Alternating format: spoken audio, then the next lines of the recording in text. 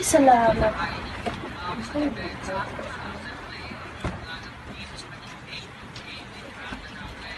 O anak, andito na ka na pala.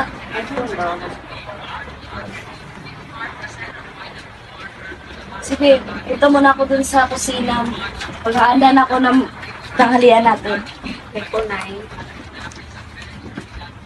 Oh, Apo, ba't parang ang saya-saya mo? Kumusta ang araw mo? Okay lang po, Lolo. Ang dami ko po kasi natutunan ngayong araw. Oh, Lolo, ano yung tinitingnan mo? Ah, ito ba, Apo? Ito yung memorabilia namin ng araw. Ah, ito pa ba yung araw na sinakop tayo ng mga Hapon? Oo, Apo. Lolo, maaari niyo po ba akong kwentuhan sa mga naganap noong panahong World War II and Japanese occupation? Oo naman, Apo. Pwedeng-pwede. Noong mga panahong iyon, nasakop tayo ng Amerika. Dahil sa mga hindi pagkakaintindihan sa pagitan ng Amerikano at mga Hapones, biglang inagaw sa atin ang ating kalayaan. Kinig! Ngayon, nagsasalib presa na sa atin ang mga Amerikano. Kailangan natin maganda sa darating na digmaan laban sa mga Hapon. Masusunod, General! Nagkaroon ng kasunduan ng hukbong Amerikano at mga Pilipinong sundalo. Nabuo ang isang lakas na tinatawag na United States Army Forces in the Far East. Ang USAFE ay naglaan ng mga lawakang paghahanda upang pangalagaan ang Pilipinas mula sa anumang panganib.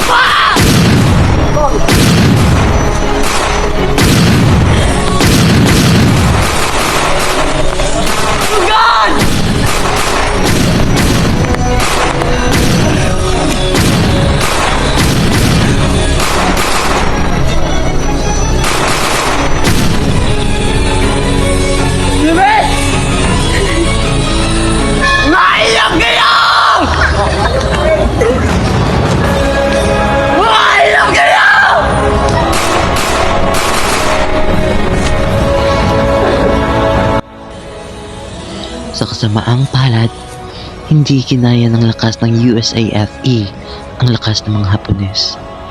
Nauwi na lamang sa pagsuko ang kanilang mga plano.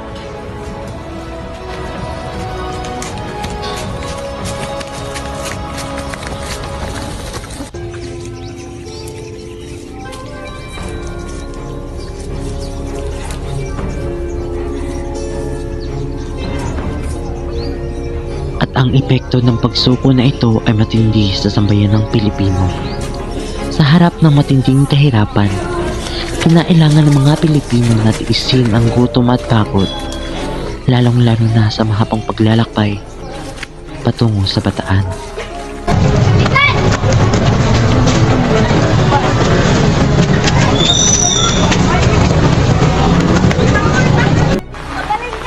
Lakasan niyo lang loob niyo! Magpapatagag kayo!